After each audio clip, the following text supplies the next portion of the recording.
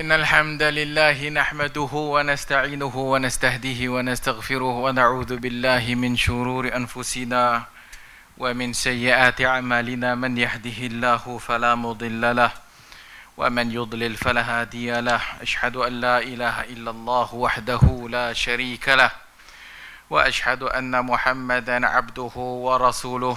يا أيها الذين آمنوا اتقوا الله حق تقاته ولا تموتن إلا وأنتم مسلمون. أما بعد فإن أصدق الحديث كتاب الله وخير الهدي هدي محمد صلى الله عليه وآله وسلم وشر الأمور محدثاتها وكل محدثة بدعة وكل بدعة ضلالة وكل ضلالة في النار أو كما قال صلى الله عليه وآله وسلم.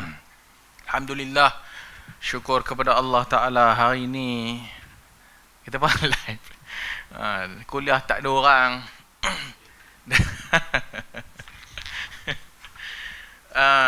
Kita tak masuk dalam tawdihul ahkam hari ini, tapi something juga untuk menjelaskan hukum. Tawdihul ahkam, menjelaskan hukum hakam bersekitar dengan isu yang berlaku sekarang ini apabila keluar fatwa daripada sebahagian jabatan-jabatan agama, jabatan-jabatan mufti.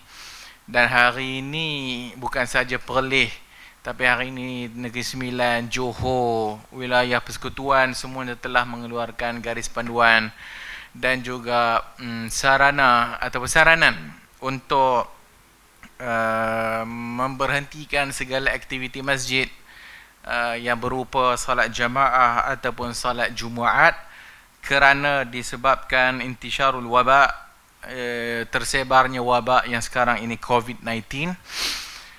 Tinggal lagi yang menjadi masalah dan mengelirukan masyarakat yang berlaku juga adalah daripada orang agama sendiri dan juga daripada datangnya daripada ustaz-ustaz sebahagiannya yang mengeluarkan suatu kenyataan yang tidak bersetuju dengan apa yang telah diqararkan atau yang telah ditentukan ataupun disebut oleh Majlis Fatwa Perlis yang utamanya, yang pertama sekali dan berikutnya setelah meeting dengan Menteri Agama pada hari ini kan, dan diikuti dengan jabatan agama yang lain atau jabatan mufti yang lain. Maka suka untuk saya merujuk kepada apa yang disebutkan oleh Aminul Am Littihadi Al-Alami Li'ulama'il Muslimin, iaitu dari pihak Kesatuan Ulama Islam yang disebut oleh Al-Quradari Syekh Hafizahullah dan juga ulama-ulama yang lainnya. Dan dalam masa yang sama kita juga mendengar beberapa pandangan yang lain yang berbeza dengan ataupun yang tidak bersetuju dengan apa yang disebutkan. Tapi tak apa, kita akan sebutkan atas asas apa yang ulama mengeluarkan pandangan sehingga menyebabkan harus dari sudut syariat untuk menangguhkan Jumaat, bahkan jemaah, salat jemaah di masjid-masjid. Maka disebutkan waja'a fil fatwa, datang dalam fatwa fima yata'allaqu bi man'il umrati wal hajj. Asasnya disebut dalam larangan untuk menunaikan haji dan umrah.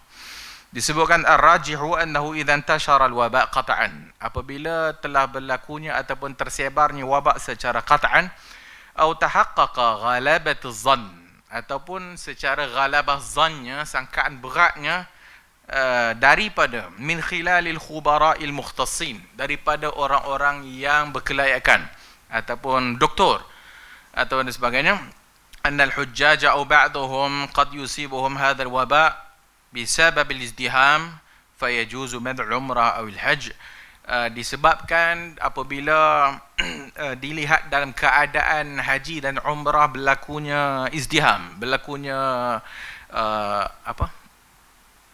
jam ataupun berlakunya ramai orang dan sebagainya, menyebabkan tersebarnya wabak ini dengan begitu mudah sekali, fayajuzu, maka harus untuk menghalang ataupun menangguhkan umrah ataupun haji dengan kadar untuk menolak mafsadah yang berlaku.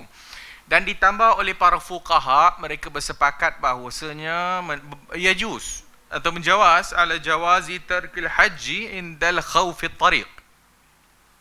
Bolehnya meninggalkan haji ataupun tidak melaksanakan haji atau menangguhkan haji ataupun larangan daripada menunaikan haji kerana khawfut tariq, kerana kebimbangan apabila berlakunya kebimbangan dan ketakutan fit tariq dalam perjalanan, maka disebutkan untuk menunaikan haji itu tidak akan tercapai melainkan dengan amn wal aman, dalam keadaan aman dan dalam keadaan tiada ketakutan. Maka oleh kerana adanya ketakutan dan sebagainya menyebabkan larangan itu dikuatkuasakan disebabkan yang telah kita nyatakan. Walidzalika fa innal amrad alwabaiyah, oleh kerana itu al-amrad alwabaiyah, penyakit-penyakit yang dikatakan wabak ni, apa maksud wabak? Wabak ni benda yang intishar, benda yang meluas dan tersebar dengan berjangkit, dikira adalah keuzuran yang membenarkan untuk haji dan umrah itu ditangguhkan dengan syarat an yakunal khauf, dengan syarat adanya kebimbangan dan ketakutan kat situ, qaiman ala ghalabati zan, dan ketakutan itu kerana qaiman ala ghalabati zan, kerana sangkaan yang kuatnya akan menyebabkan ketakutan disebabkan tersebarnya penyakit ataupun wabak ini. Maka sebab itu para ulama menyebut dalam bab haji dan umrah maka ditangguhkan. Begitu juga dalam bab meninggalkan salatul Jumu'ah wal jamaah, meninggalkan salat Jumaat dan jamaah, maka disebutkan bahawasanya yajuz, harus untuk meninggalkan Jumaat wal jamaah apabila tersebarnya wabak. Apabila tersebarnya wabak, kerana wabak lebih menakutkan. Li'annaha mukhifah. Wabak lebih membimbangkan, lebih menakutkan orang ramai. Walakin dhalika masyrut bi an yakuna al-khawf muhaqqaqan wa laysa mujarrad waham. Tetapi dengan syarat bahawanya ketakutan itu didasari dengan bukti yang jelas atau ghalabatuz zan, bukan hanya sangkaan saja, waham. Wa annahu la yajuzu ighlaqul jawami' illa idza intashara al-waba', dan berikutnya la yajuz, tak boleh kita nak menutup al-jawami' masjid-masjid kan illa kecuali apabila telah tersebarnya wabak, muwaddihan annahu inda suduri awamir hukumiyah atau sihhiyah bi ighlaqil madaris wal jami'at, dan apabila ianya datang daripada pihak berkuasa ke kerajaan ataupun kementerian yang bertanggungjawab tentang masalah kesihatan, maka dia mengarahkan untuk menutup sekolah dan juga jamiat, universiti-universiti, maka fayajuzu, harus untuk menutup masjid, al-masajid. Baik, berikutnya, maka disebutkan dalam masalah pertama hukum jamaah dan hukum Jumaat. Hukum jamaah ni semua kita tahu ada khilaf kat situ. Hukum jamaah maka sebagai fuqaha melihat ianya fardu ain atau wajib. Dan sebagai fuqaha hatta Asy-Syafi'iyah melihat salat jamaah adalah sunnah atau dipanggil apa nama, fardu kifai, fardu kifayah. Kita tak bahas panjang bab itu kerana itu semua kita telah mengetahuinya. Berikutnya tentang salat Jumaat, maka salat Jumaat fardu ain atas setiap orang lelaki ni. Berikutnya penjelasan kepada hukum likulli min salatil jamaah wal jumu'ah. Maka penjelasan setiap hukum jamaah dan jumu'ah itu maka disebut oleh para ulama, fa innahu yanbaghi an yanzura ila hukmi ta'liqil jamaah wal jamaah ala hadzal nahu. Maka berikutnya diperincikan tentang hukum bagaimana para ulama melihat tentang keharusan untuk menangguhkan Jumaat dan salat jemaah. Maka pertama sekali hendaklah kita tahu bahawa syariat Islam ini dibina di atas menjaga maqasid yang penting, antaranya adalah hifzun nafsi, iaitu menjaga nyawa. Dan menjaga nyawa, maksad ini datang setelah menjaga agama, hifzuddin. Menjaga agama berikutnya datang hifzu al-hayah atau hifzun nafs, menjaga nyawa. Kata Allah Azza wa Jalla, wala tulqu biaidikum ila tahlukah. Jangan kamu membiarkan, mencampakkan biaidikum ila tahlukah, biar diri kamu kepada kebinasaan. Dalam Al-Baqarah 195. Wa qala jalla sya'nuh, berkata Allah Azza wa Jalla, wala taqtulu anfusakum, jangan bunuh diri. Wala taqtulu anfusakum innallaha kana bikum rahima, sesungguhnya Allah Taala dengan kamu itu Maha mengasihani. An-Nisa, qala subhanah, berkata Allah Azza wa Jalla, wala tulqu biaydikum ila tahlukah, dalam surah Al-Baqarah kita sebutkan tadi dalam ayat yang ke-195. Berikutnya, syariat Islamiyah ini dibina di atas at-taysir la ta'sir, atas memudahkan bukan menyusahkan, wa takhfifu la tajdid, dan meringankan bukan mentasydid menyusah-nyusahkan. Qala ta'ala huwa ijtabakum wa ma ja'ala 'alaikum fid din min haraj. Semua kita tahu dalilnya. Wa qala jalla sya'nu yuridullahu bikumul yusra, Allah nak akan mudah bagi kamu, wala yuridu bikumul usra. Surah Al-Baqarah 185. Berikutnya, idza tahaqqaqa wujud ad-darar la yahtamilu fi ibadati farukhsa Allahu hadiratan lin-nas.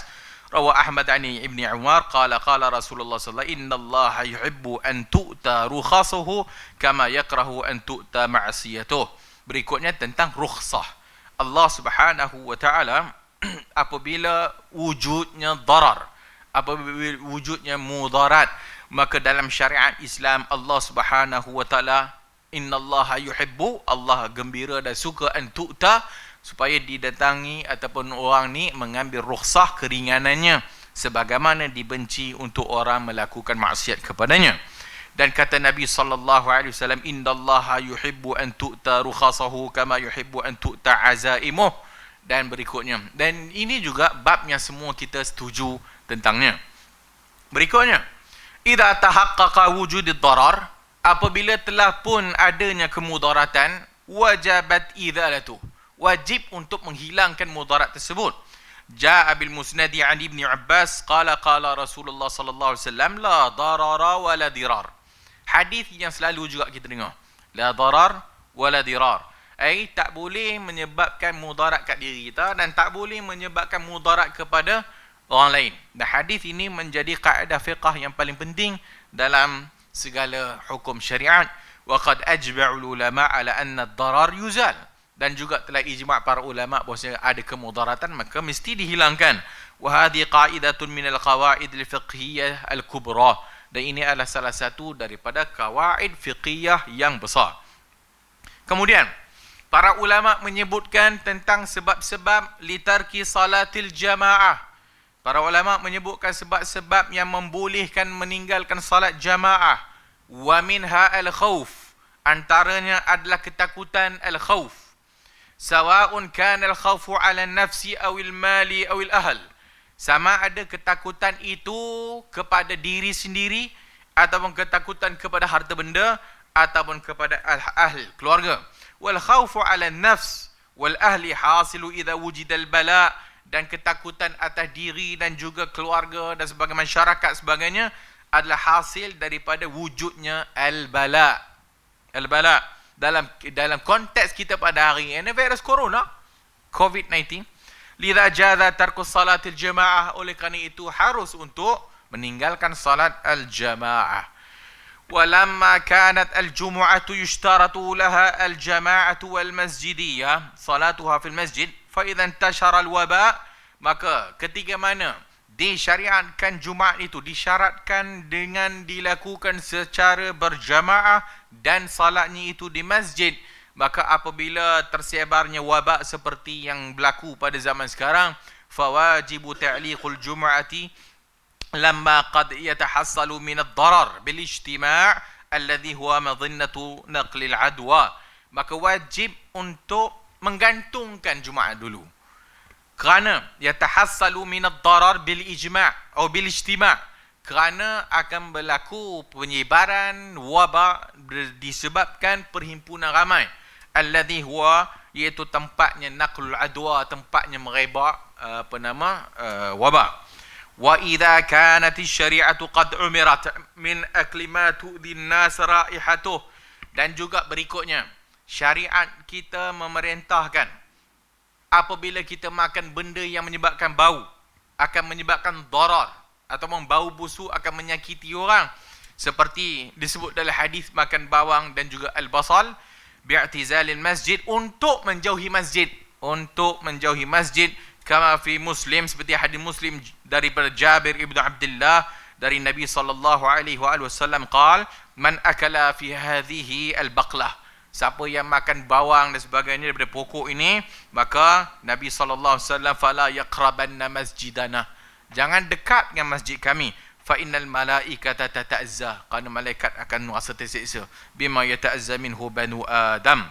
Kalaulah disebabkan bau saja Nabi tidak membenarkan datang masjid untuk jamaah, maka wajib secara ijma' para ulama, kalau sekiranya datang ad-darar yang lebih lagi daripada hanya sekadar bau busuk, maka itu min asyad, maka itu lebih-lebih lagi lah untuk dihalang daripada menunaikan salat jamaah.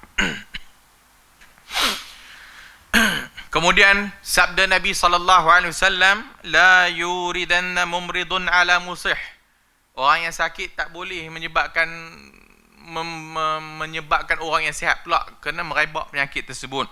Maka haram untuk menyebabkan dengan hadirnya ke tempat orang lain akan menyebabkan ianya terjangkit kepada orang yang sihat, seperti datang ke masjid untuk jamaah dan Jumaat.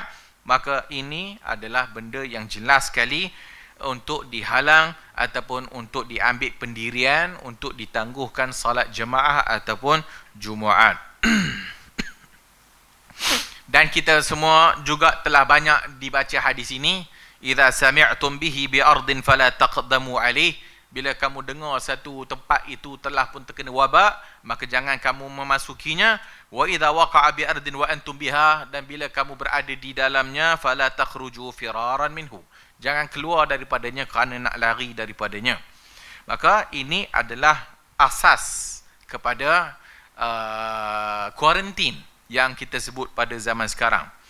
Wa alaihi faman kana bi ardi fiha waba wajaba alaihi al-baqa' fiha, maka sesiapa yang ada dalam tempat yang ada wabak hendaklah kekal di dalamnya. Wa man kana kharijan anha alaihi al-baqa' ba'idan anha, dan siapa yang ada di luar jangan masuk dekat kepada tempat tersebut. Wa qad fa'ala dhalika al-Faruq Umar, dan telah dilakukan oleh Umar al-Faruq. Faqala Abu Ubaidah afiraran min qadarillah, adakah kamu lari daripada ketentuan Allah? Faghadiba Umar radhiyallahu an, maka Umar pun marah. Qala law ghayruka qala hadha ya Abu Ubaidah, na'am afirru min qadarillah ila qadarillah, maka kita keluar daripada qadar ketentuan Allah kepada ketentuan Allah Ta'ala juga. Dan juga alal ulama'i wad du'at wal a'immatil qa'imina 'alal masajid alla yatruku buyutillah khaliyatan min dhikrih fa in istata'u iqamati shalah walau bi rajulin ma'al imam aw bil imam nafsuhu fa'alu dhalika. Dan juga ini ada disebutkan bahwasanya, dan juga kepada para ulama dan juga sebahagian orang al-qa'imina 'alal masajid, maka bagi mereka imam, tuan imam dan tuan bilal dan sebagainya yang tidak terjejas dengan benda ini, maka dia boleh untuk menghidupkan salat jamaah di masjid tapi tidak Jumaat. Salat jamaah di masjid sebagai supaya ianya tetap ada berterusan, dan kalau sekiranya ada keadaan yang lebih teruk daripada itu, maka akan juga sama seperti hukum yang disebutkan tadi itu.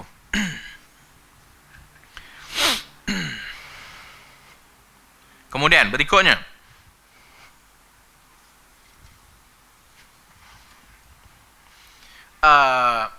beberapa disebutkan juga tentang panjanglah disebutkan tentang syarat dan sebagainya tentang hukum ini.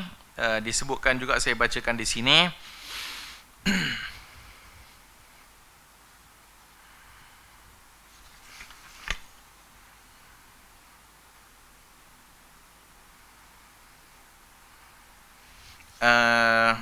Beberapa perkara yang dibangkitkan oleh sebahagian orang yang tidak bersetuju dengan fatwa seumpama ini.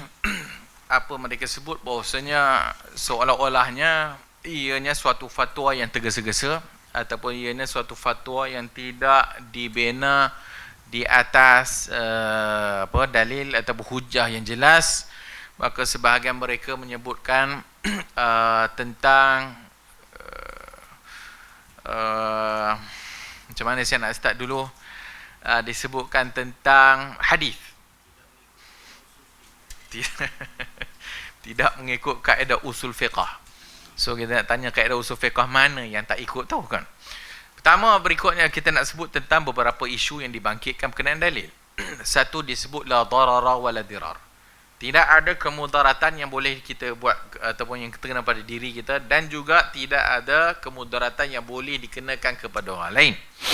Dan juga hadis-hadis yang seumpama yang kita bacakan tadi tu, dia kata bahawasanya hadis ini adalah merujuk kepada orang yang ada penyakit.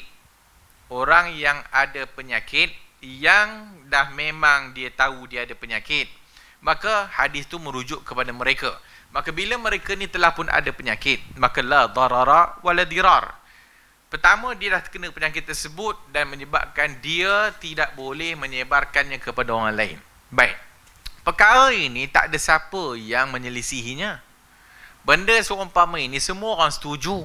Dah kalau sekiranya dah memang confirm dia tu ada penyakit, dia ada wabak atau virus yang dah terkena kepada dirinya dan telah disahkan, maka ini kita tak bincang. Benda ni telah sepakat semua para ulama, la darara wala dirar, maka orang yang seumpama ini memang tidak boleh baginya untuk hadir jemaah dan Jumaat. Maka ini tak ada isu. Dan kita tak ada perselisihan dalam bab yang seumpama ini. Maka orang yang dah ada penyakit memang dia tidak boleh menyebabkan terjangkit kepada orang lain. Tapi isunya adalah kembali kepada ahlul zikri. Ini yang saya sebutkan bahawasanya apa-apa isu pun, fas'alu ahla zikri in kuntum la ta'lamun. Bertanyalah kamu kepada ahli zikir, orang yang tahu kalau kamu tidak tahu. Ustaz-ustaz yang menyebutkan yang tidak menyetujui fatwa-fatwa ini, maka mereka menggunakan hujah itu. Juga dalam bab yang lainnya, fas'alu ahla zikri in kuntum la ta'lamun, bertanyalah kamu kepada ahli ilmu kalau kamu tidak tahu. Tapi dalam bab ini dia sendiri menyelisih ahli ilmu. Dalam bab ini dia sendiri tidak merujuk kepada pakar perubatan. Dan dalam bab ini dia memandai-mandai, bahkan dia pula jadi doktor. Dan dari sudut hujah agama, okey, maka dia pun menyatakan hujah-hujahnya. Tapi sudah tentu dalam bab yang seumpama ini, maka kita perlukan pandangan daripada pihak berwajib dan juga pandangan daripada pakar-pakar perubatan. Dan itu yang disebutkan tadi dalam fatwa yang dikeluarkan oleh Kesatuan Ulama Islam ni. Maka dia sebutkan idzan tasharal waba'i qata'an. Maka bukan hanya pandai-pandai keluar fatwa dan tidak merujuk kepada pakar. Maka kita ataupun ulama mengeluarkan fatwa tak membenarkan ataupun menangguhkan salat Jumaat ini dengan syarat apabila disebutkan idzan tashar waba' qata'an. Maka secara pasti wabak telah pun tersebar. Maka ini tak ada cara lain nak mengetahuinya melainkan ahli ilmu. Dan ahli ilmunya adalah orang-orang yang bergelumang dalam ilmu perubatan ataupun orang-orang yang pihak berwajib kepada kerajaan, dan juga terutamanya Kementerian Kesihatan kalau kita di Malaysia, dan juga mana-mana negara pun kita ada Kementerian Kesihatan. Maka ini yang mereka telah sebutkan. Dan wa tahaqqaqa ghalabatuz zann, dan telah pun confirm, bukan confirm, ghalabatuz zann ni sangkaan yang aghlab. Maka bila sangkaan yang aghlab, maka dengan itu ianya datang daripada orang yang berpengalaman ataupun pakarnya ataupun doktor pakar, maka itu asas kepada dibinanya fatwa yang disebutkan tadi itu.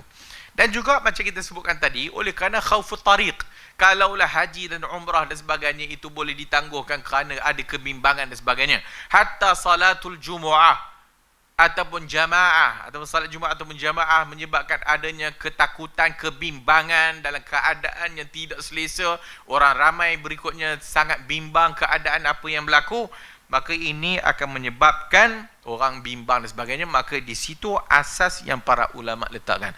Maka kita tidak bahaskan orang yang dah memang sakit. Dalam isu wabak coronavirus ni ataupun COVID-19, isunya berlainan apabila orang yang dijangkiti virus ini sendiri dia tidak tahu dia membawa virus. Apabila orang yang dijangkiti virus ini dia tidak tahu dia bawa virus. Dan tidak semua orang akan menunjukkan tanda-tanda seperti sesama, dan tak semua orang menunjukkan tanda-tanda batuk, dan tak semua orang menunjukkan tanda-tanda dia tu sakit demam, tetapi dia itu sendiri adalah yang membawa virus. Maka yang membawa virus pula berikutnya, bagaimana cara dia tersebar? Maka ini juga perlu kepada pandangan ahli khibrah, memerlukan kepada ahlul ilmi dalam bab perubatan itu doktor. Kemudian dia bawa bahawasanya pada zaman asal, pada zaman salaf berlakunya ta'un. Maka disebutkan berlaku ta'un. Apabila berlakunya ta'un, tidak ada suatu arahan dan tidak ada suatu yang dalil yang jelas menyatakan solat Jumaat dan solat jemaah diberhentikan. Memanglah tak ada. Setelah berlakunya ta'un pada zaman para sahabat, maka berikutnya para sahabat sebuah hadis, apabila kamu dengar suatu wabak dalam suatu tempat, jangan masuk, dan siapa yang ada di dalamnya jangan keluar. Maka wabak telah tersebar, dikatakan ta'un. Ta'un ni apa dia? Kolera. Ta'un ni adalah suatu wabak yang disebarkan melalui air dan makanan, minuman dan makanan. Maka disebabkan orang yang terjangkit dengan wabak ini, maka dia mencemari makanan dan minuman. Sebab itu dalam bab ta'un ini pula, orang luar, orang asing yang masuk ke dalam tempat tersebut tidaklah sekronik apa yang berlaku tentang coronavirus. Kerana ta'un, walaupun ada vaksin dan sebagainya, sebahagiannya tidak disarankan kerana peratusannya begitu rendah. Itu pun disebut tentang wabak yang dihalang untuk memasuki di dalamnya dan wabak untuk keluar daripadanya. Dan ia memang tidak menyebutkan secara jelas bahawasanya tentang hukum solat jemaah dan Jumaat. Dan ini adalah tertakluk kepada setiap zaman dan masa. Dan berikutnya, apabila disebutkan oleh ahlul khibrah, apakah perbuatan dan juga orang yang berautoriti dalam masalah ini, Kementerian Kesihatan Malaysia, maka disebutkan bagaimana cara dia merebak. Maka dia berbeza dengan ta'un. COVID-19 tersebar melalui droplet daripada orang bersin ataupun air liur ataupun cecair, dan juga virus ini boleh melekat pada permukaan, dan virus ini pula boleh melekat kadang-kadang membawa kepada 2-3 hari yang dia masih ada, dan apabila orang menyentuhnya, berikutnya menyentuh bahagian yang boleh menyebabkan dia masuk ke dalam badannya, maka virus ini tersebar dan tersebar dan tersebar. Dan berikutnya, apabila disebutkan ghalabatuz zon ataupun intisharul wabak qata'an, apabila disebutkan telah tersebarnya wabak ni secara qat'i ataupun secara pasti telah pun tersebar, saya tak pasti orang-orang yang seumpama ini buta ke apa. Adakah mereka tak nampak apa yang berlaku dalam dunia? Apakah mereka tak nampak apa yang berlaku di China? Apakah mereka tidak melihat apa yang berlaku di Korea dan sebagainya? Adakah nak menunggu sehingga negara kita habis mampu terus baru nak ada keluar bahawasanya fatwa yang sedemikian? Maka hak ni langsung tidak bertepatan dengan maqasidus syariah dan langsung tidak berkaitan dengan hatta usul fiqh. Maka dia bercanggah. Mana perginya ilmu ataupun bagaimana maqasid ataupun hukum hakam syariat yang ataupun ilmu yang kau ada dan sebagainya. Maka inilah ijtihad yang dibuat oleh sebahagian para ulama. Bagi mereka yang tak bersetuju, itu satu hal, tapi tidaklah menyanggahinya dengan beberapa perkara yang tidak masuk akal dan sebagainya. Maka hak ni perlu diambil perhatian tentang masalah ini, dan ianya suatu benda yang tak perlu untuk kita sebut lagi lah. Tentang virus ni juga dan sebagainya, perlu tahu tentang apa dia bakteria, apa dia virus, dan virus ini boleh tersebar bagaimana dan sebagainya, dan virus ini tiada ubat. Virus adalah suatu benda yang tiada ubat. Kalau datang daripada bakteria, maka boleh makan antibiotik, tapi dari sudut virus, maka dia tidak ada suatu ubat melainkan makan antiviral. Maka antiviral yang dimakan adalah sebagai membantu kepada immune sistemnya dan membantu diri sendiri untuk melawan kepada virus yang telah masuk dalam badan. Dan semua ini bukan hanya semata-mata andaian, dan ianya tidak kerana waham dan sebagainya, maka ianya suatu benda yang telah pun pasti, dan ianya telah pun datangnya daripada pihak yang berkuasa dan pihak yang berautoriti dalam bab ini. Berikutnya, sebahagian orang melihat bahawasanya sebahagian orang melihat bahawasanya fatwa ini merepek, dan dia melihat bahawasanya oleh kerana virus ni dah tersebar, itu pasal sepatutnya lagilah kena dekat dengan masjid, Lagilah kena berdoa ramai-ramai. Lagilah kena tak boleh meninggalkan jamaah di masjid dan doa kepada Allah Azza wa Jalla. Maka hak ni, mana-mana dia dapat, aku pun tak tahu. Mana thought yang diambil, saya pun tak tahu. Kepada mereka yang kita sebutkan bahasanya, bagi mereka yang melazimi jemaah masjid ni, boleh kira berapa kerat tak? Apabila keluarnya fatwa ni, maka yang terjejas ramai orang tak? Duk ramai yang tak datang masjid pun. Yang datang masjid boleh kira berapa kerat. Yang datang tu semua tua-tua belaka tu ahli pencin. Yang banyaknya. Maka kalau sekiranya benda ni tak dibendung dan sebagainya, memang mati terus yang orang tua-tua tu. Kerana orang tua-tua mempunyai immune system yang rendah dan sebagainya. Dan apabila kita sebut tentang masalah ini, kita nak bagi suatu maklumat kepada orang-orang yang melazimi masjid ataupun orang-orang yang melazimi salat jemaah di masjid. Kebimbangan mereka ni apabila mereka tidak dapat pergi jemaah di masjid.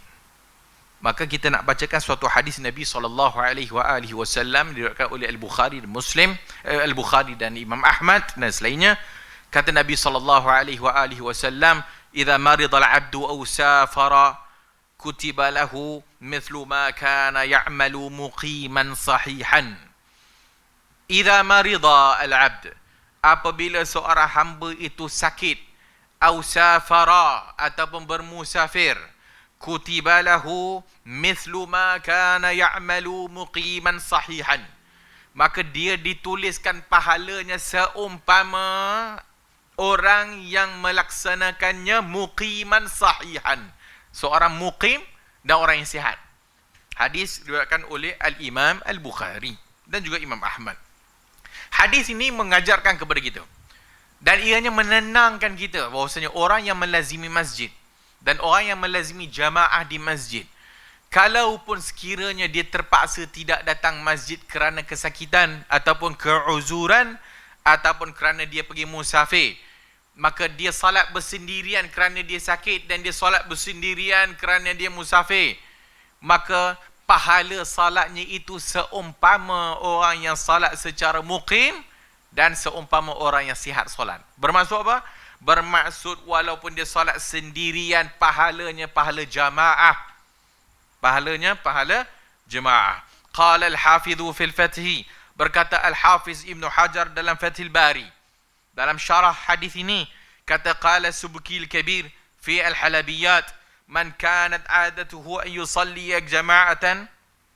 Kata Ibn Hajar menakalkan daripada As-Subki al-Kabir, man kana adatuhu, sesiapa yang adatnya an yusalli jama'atan, siapa yang adatnya salat secara jamaah, berikutnya fata'dhuru, berikutnya ada keuzuran, fanfarada, dan dia pun salat sendirian kerana keuzurannya itu, kutiba lahu, maka dituliskan baginya pahala jamaah.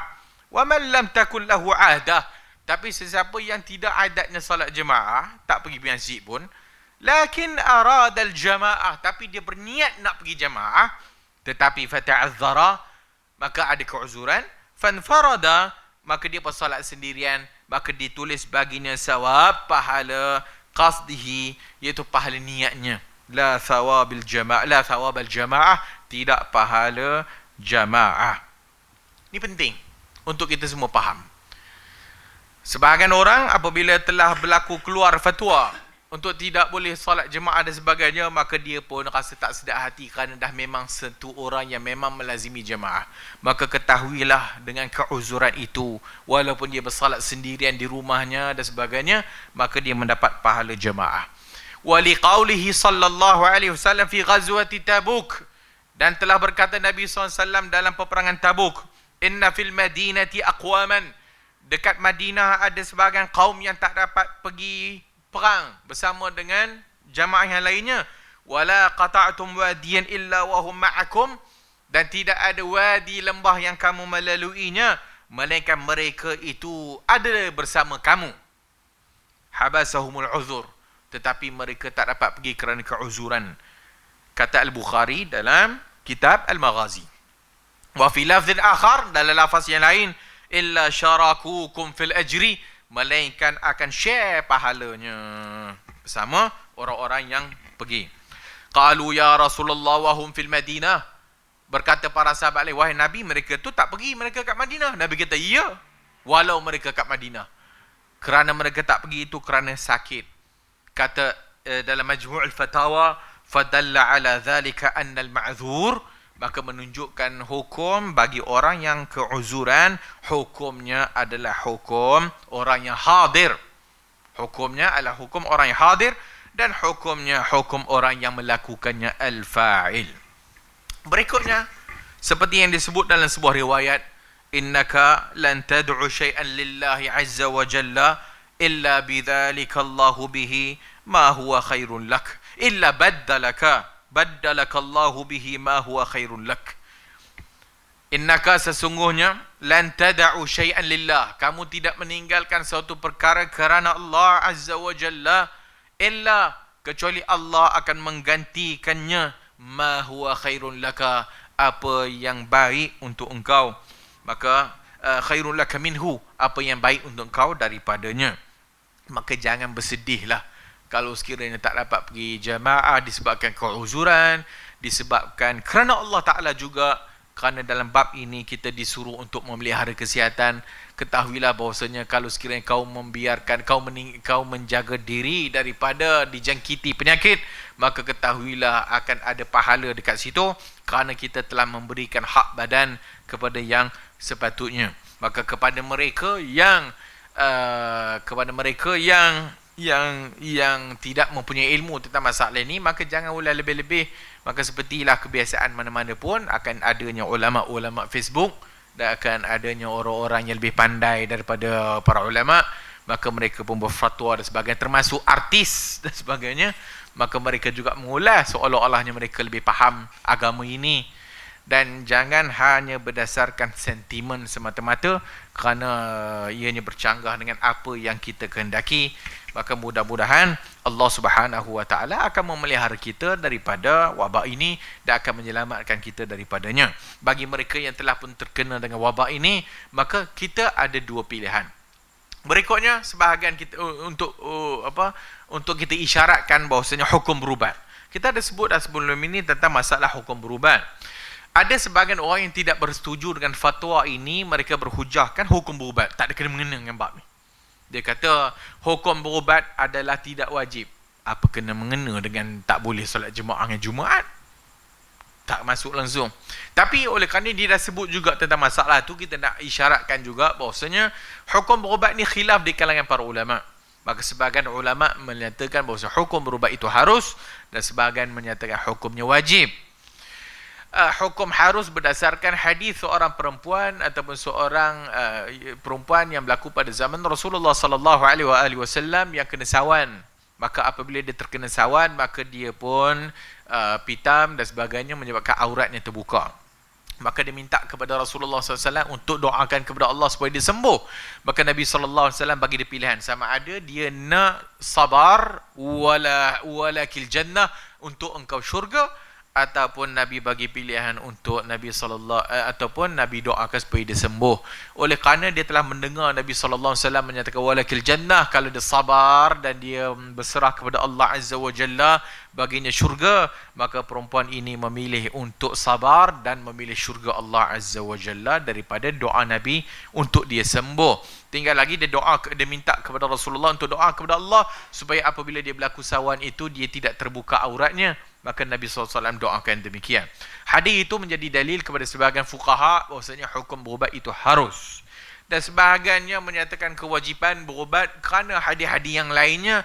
Maka Allah Ta'ala menjadikan penyakit dan dawa dan penawarnya fatadawaw, maka hendaklah kamu semua berubat dan sebagainya. Ada khilaf juga di kalangan para ulama, kalau sekiranya penyakit itu akan menjejaskan atau penyakit itu akan menyebabkan dia mati ataupun menyebabkan nyawanya terancam, maka dia wajib berubat.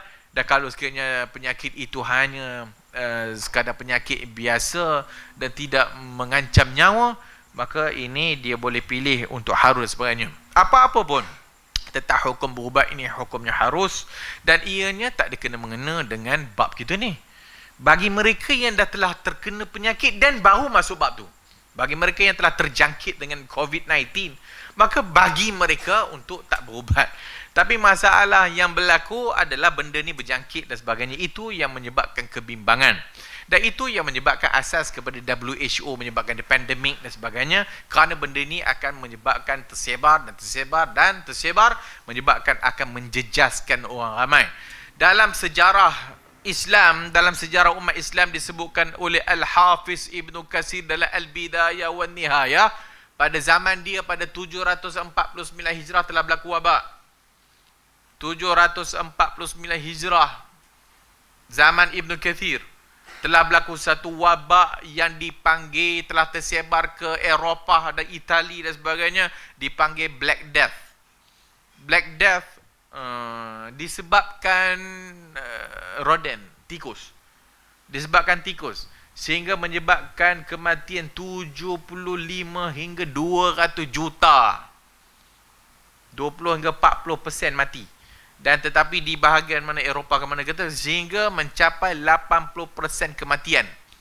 Dan telah pun mati beberapa anak murid Syekhul Islam Ibn Taymiyah rahimahullah, seperti diceritakan oleh Al-Habib Ibn Hajar, Al-Imam Ibn Katsir dalam Al-Bidayah wa Nihayah, antaranya Al-Hafiz Al-Mizzi, maka mati disebabkan wabak. Ada sebahagian anak murid Ibn Taymiyah meninggal, saya tak ingat nama dia tu. Sekejap, kalau boleh saya rujuk sekejap.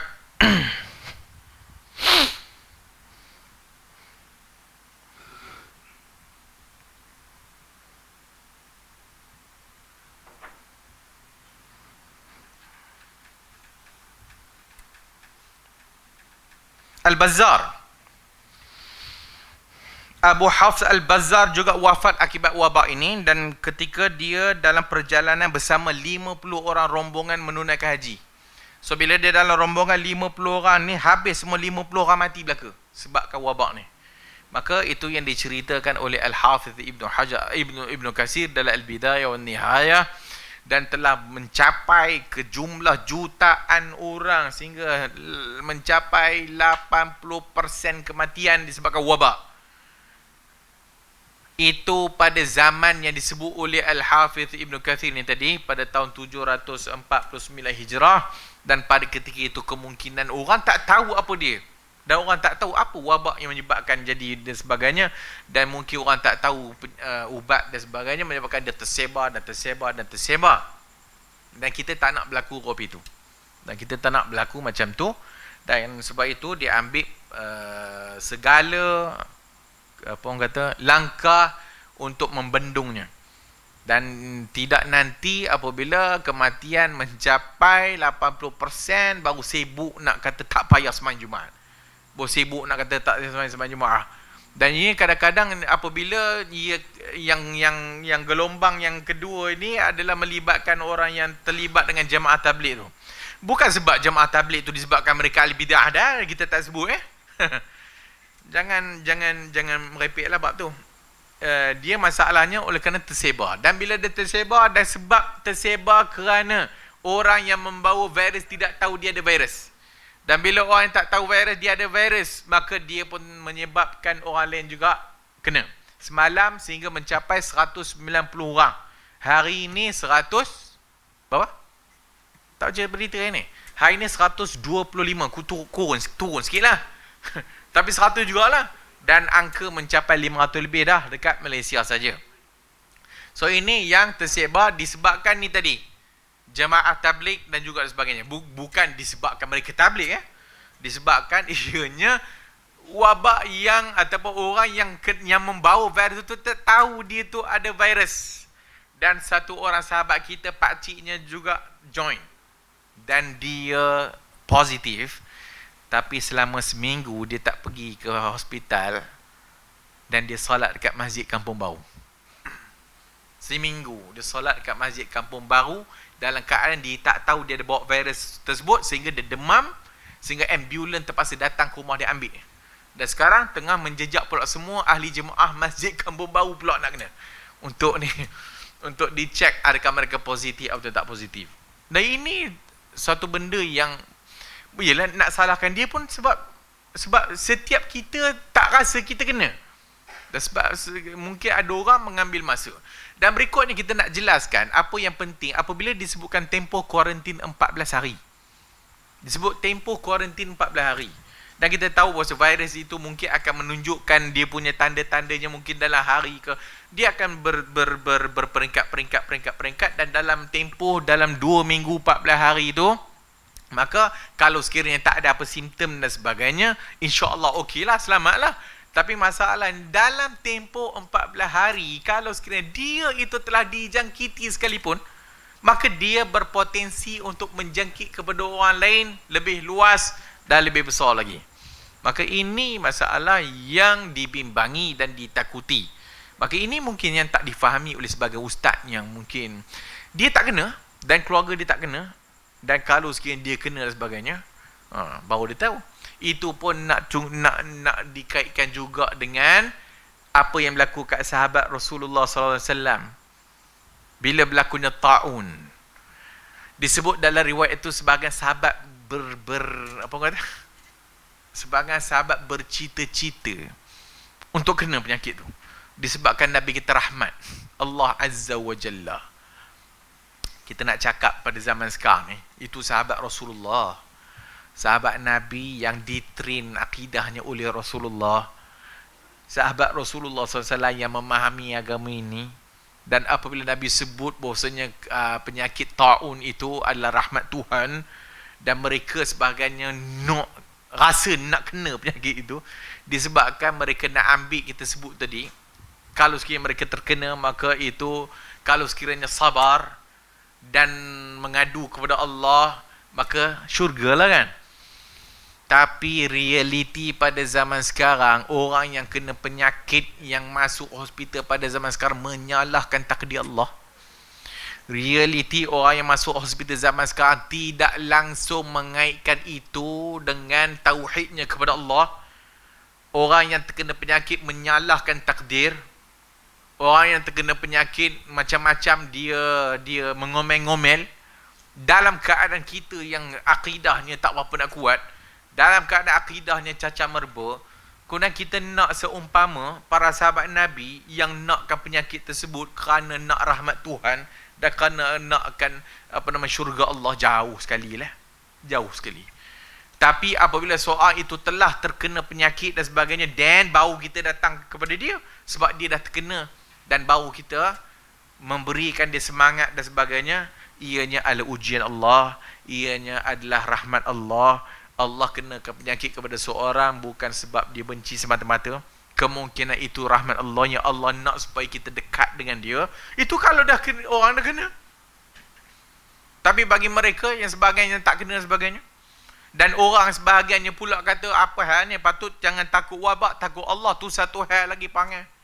Yang dia sendiri pergi hospital sebab kanser. Tak nak berubat dan doa ke Allah saja. Kanser, dah kena penyakit-penyakit lain, baru semua dah pergi klinik. Kemudian nak cakap patut takut Allah, tak takut wabak. Ini semua tak berpijak pada dunia nyata kot kan. Kita disuruh ambil langkah, kita disuruh ambil precaution supaya jangan terkena benda ni semua. Maka itu juga disuruh dan dianjurkan oleh syariat Islam. Mudah-mudahan Allah Subhanahu wa taala beri kefahaman kepada kita semua. Mudah-mudahan Allah Subhanahu wa taala mengajar kita ni semua, setiap benda balik kepada ahlinya. Fas'alu ahla dzikri in kuntum la ta'lamun. Kalau kamu tak tahu, maka tanyalah kepada ahli yang mengetahuinya. Maka termasuk juga kita nak ingatkan kepada ustaz-ustaz yang ada di luar sana lah. Maka ustaz-ustaz di luar sana jangan pandai-pandai cakap dalam bab perubatan kalau kita tak rujuk kepada doktor, kalau tak merujuk kepada ahli, iaitu doktor pakar dan sebagainya. Dalam bab yang lain ataupun bila tak kena pada diri kita, pandai pula kata kena tanya doktor pakar. Kalau doktor pakar kata, tapi dalam bab ini tiba-tiba doktor pakar pun tak ingat, dia pula jadi doktor pakar. Maka hak ni mudah-mudahan Allah Ta'ala rahmati kita semua dan ampunilah dosa kita semua. Dan kemungkinan mereka ni semua terlanjur kot dan tersilap. Tapi apa pun pandangan ini ijtihad. Pandangan ini adalah ijtihad. Tapi kalau ianya telah datang daripada arahan pemerintah, maka dah tentulah kena ikut tak. Kerana perbuatan ataupun tindakan pemerintah dibenarkan kepada rakyatnya disebabkan maslahah.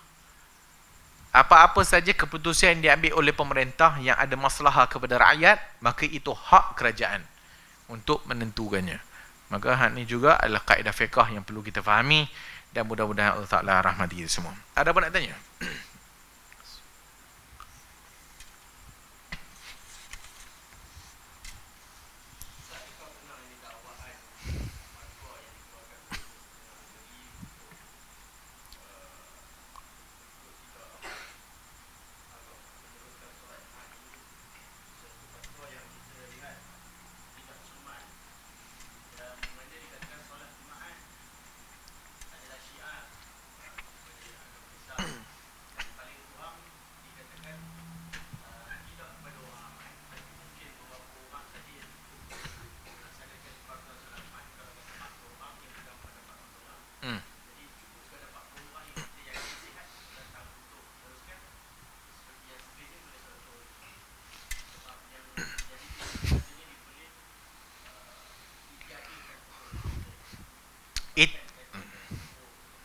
Itu juga kembali kepada ijtihad. Ya, memang solat Jumaat itu syiar. Dan macam kita sebutkan tadi, solat Jumaat fardu ain. Atas setiap orang lelaki yang balik dan sebagainya, itu fardu ain. Tinggal lagi ada khilaf di kalangan ulama tentang bilangan. Dalam mazhab kita 40 orang ke atas dan sebagainya, bahkan lebih lenient daripada itu, cukup 2 orang. Sebab dikira 2 orang itu jamaah. So, seorang khatib atau imam dan seorang bilal. Boleh dah buat Jumaat. Ini kembali kepada ijtihad juga. Kembali kepada ijtihad. Bagi mereka yang mungkin melihat bahawa ya, memang boleh dibuat Jumaat walaupun 2 orang, maka seorang khutbah, seorang dengar lah. Ataupun dia memakai kepada ijtihad yang kata 40 orang dan sebagainya, maka bila 40 orang, maka kalau sekiranya tak sampai 40 orang, tak boleh lah. Kalau sekiranya boleh mencapai 40 orang, maka dibenarkan. Tapi, banyak benda yang perlu kita perhatikan dan perhalusilah. Kalau sekiranya, katalah negeri telah mengeluarkan negeri telah mengeluarkan larangan ataupun iqaf sekejap, berhenti sekejap atau bertangguh sekejap pelaksanaan solat Jumaat disebabkan apa yang berlaku, tetapi dibenarkan hanya kepada 40 orang. Agak-agak nak datang 40 orang ke ataupun nak penuh masjid juga? Agak-agak. Kau ni nak larang ke tak nak larang? Kalau tak nak larang, hang bubuhlah. Dibenarkan hanya untuk imam dan bilal. Apa bendanya? Maksudnya fatwa itu tidak merangkumi ataupun ianya takkan nak halang orang datang tak? Maksudnya apabila ada Jumaat dilaksanakan juga. Walaupun mungkin pemerintah kata kita kita menghadkan hanya 40 orang. Habis tu nak kena AJK masjid pula buat kerja lebih. Daftar 40 orang, dah ada ujian kesihatan, 40 orang dah pergi hospital, belum tengok, 40 orang ni dah telah pun buat saringan kesihatan, maka bolehlah datang untuk Jumaat hari ini. Tiba-tiba ada orang lain datang, sebab ada Jumaat, still ada Jumaat. Betul, kau tak boleh ya. Yang mana dah cukup 40 ini dalam senarai ni saja, yang mana datang kemudian boleh belah. Agak-agak bagus ke? Keadaan seperti itu. Atau nak buat seorang imam, seorang bilal. Maka yang tahu, tiba-tiba AJK masjid menentukan, oleh kerana kita dekat negeri ini tak ada bilangan 40, tapi kita nak imam dan bilal saja. Orang lain semua cuti belaka. Tiba-tiba ahli masjid, ahli qaryah yang tahu, tak datang juga. Maka maksud daripada untuk mempreventkan daripada benda tu tersebar, tak tercapai lah. Tak tercapai lah maksud untuk kenapa ditiadakan? Kenapa ditangguhkan?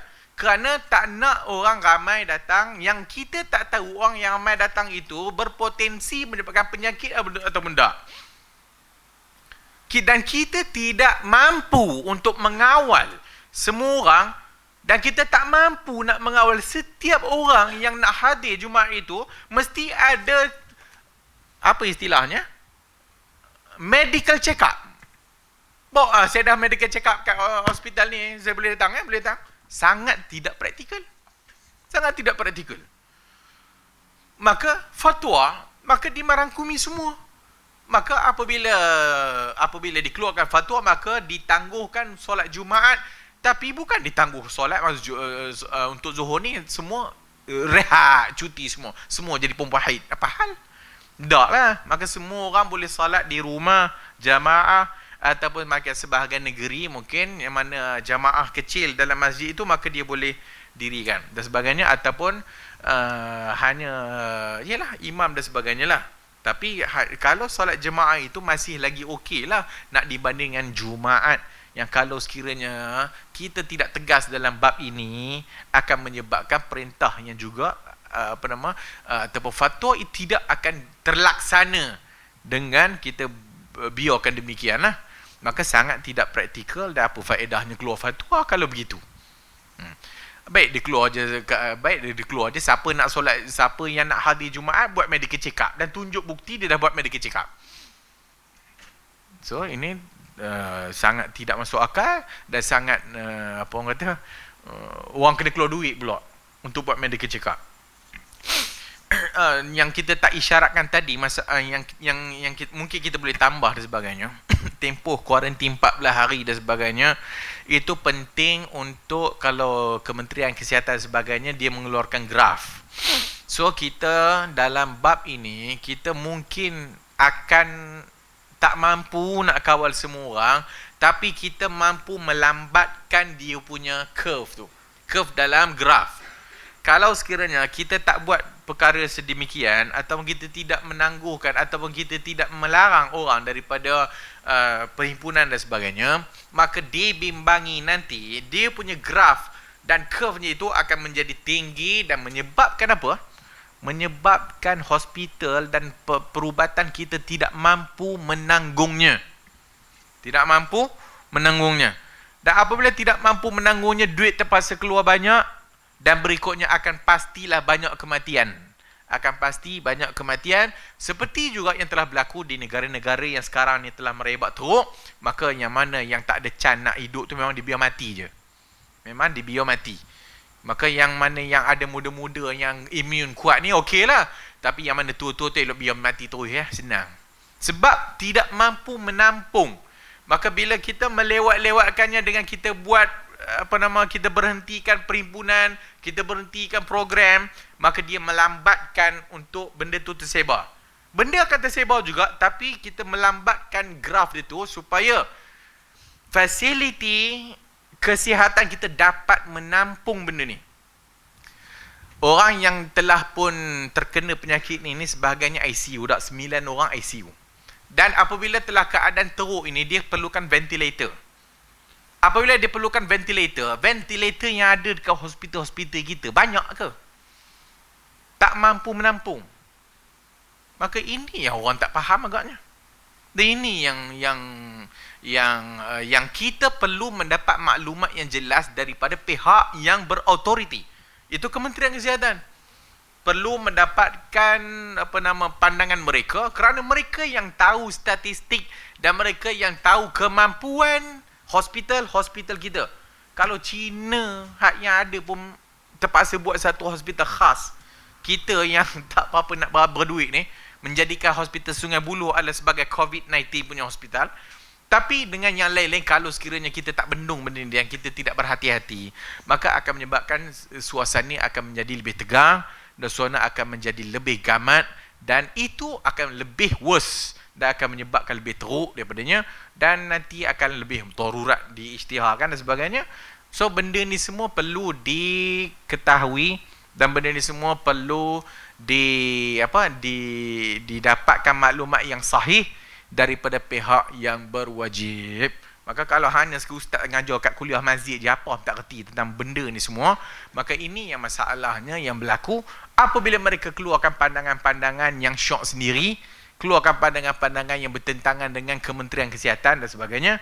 Maka ini yang akan menyebabkan masyarakat kita bertambah takut, menyebabkan masyarakat kita bertambah bimbang, dan menyebabkan orang semua gamak lah kan. So ini perlu diambil perhatian. Wallahualam. Ada apa nak tanya?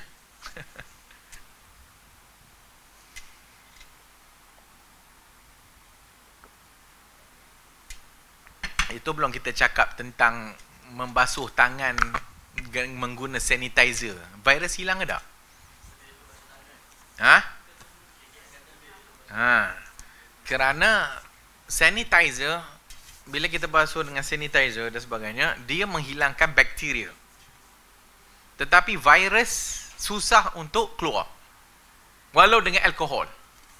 Kerana virus dia ada baju dia, macam jubah saya ni, dia ada bajunya, baju protein itu, menyebabkan bila dibasuh dengan alkohol dan sebagainya, dia tak hilang dan dia masih melekat lagi kat tangan. Maka yang terbaik adalah basuh dengan sabun. Yang terbaik adalah basuh dengan sabun. Kerana bila sabun, maka bau benda tu akan keluar sekali. Dan juga kita isyaratkan tentang ad-dalk, selat, menyelat-nyelat. Nabi SAW sunnah kita wuduk, selat-selat jari.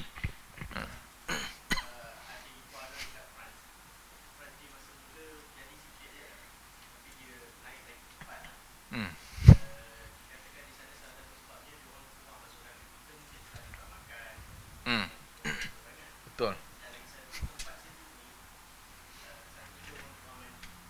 Ya. Sebab tu dinasihatkan untuk kebersihan diri. Bukan hand hygiene saja. Hand hygiene satu hal, kebersihan diri. Dalam keadaan sekarang ni, elok mesti mandi kerap lagi bagus. Mandi kerap dan sabun dan semua lagi bagus daripada hanya dengan cuci tangan saja. Maka cuci tangan biar elok sikit. Duduk hospital kena 7 step, 6 step kan. Gitu gini. Tapi kita isyaratkan dalam sunnah Nabi kita ad-dalk, iaitu mesti selat-selat, dan selat itu maka sunnah Rasulullah sallallahu alaihi wasallam itu ada something yang orang kata faedah dekat situ. So bukan hanya datangnya daripada barat untuk ad-dalk, untuk menyelat-nyelat, tetapi sunnah kita bila basuh tangan menyelat-nyelat jari supaya lebih bersih. Wallahualam. Ada apa kemusykilan? Dan benda ini pasti akan bertambah lagi ya. Angka ini akan bertambah lagi. Kerana penyebaran virus ini dia amat cepat dan senang tersebar. Macam kita sebut tadi, orang bersin dan sebagainya, tiba-tiba bersih. Walau kita kata jarak 1 meter. Jarak 1 meter. Tapi kalau angin tiup,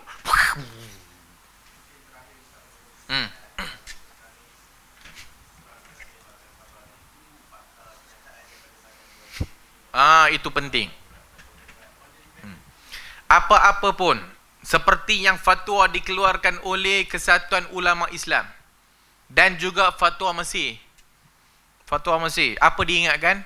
Diingatkan kepada masyarakat, maklumat mesti diambil dari badan berautoriti, sumber yang sahih dan berautoriti, kerana ianya kemaslahatan rakyat. Kalau sekiranya kita tidak ambil daripada sumber yang berautoriti dan sahih, dibimbangi akan menimbulkan maklumat yang tak betul, satu. Berikut, menimbulkan kebimbangan masyarakat. Dan Islam tak bagi kita menakut-nakutkan orang dan menimbulkan kebimbangan dalam masyarakat. So itu penting. So dalam konteks kita di Malaysia, KKM, Kementerian Kesihatan Malaysia, maka ambil maklumat daripada situlah dan bukan daripada Facebook semata-mata dan bukan daripada WhatsApp semata-mata. Kerana itu semua banyak yang tak sahih.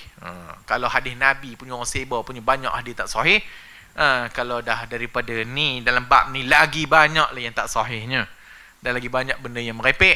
Maka ketika dibimbangi, ustaz-ustaz yang tak setuju pun ambil dari situ juga. Hak tu bimbang.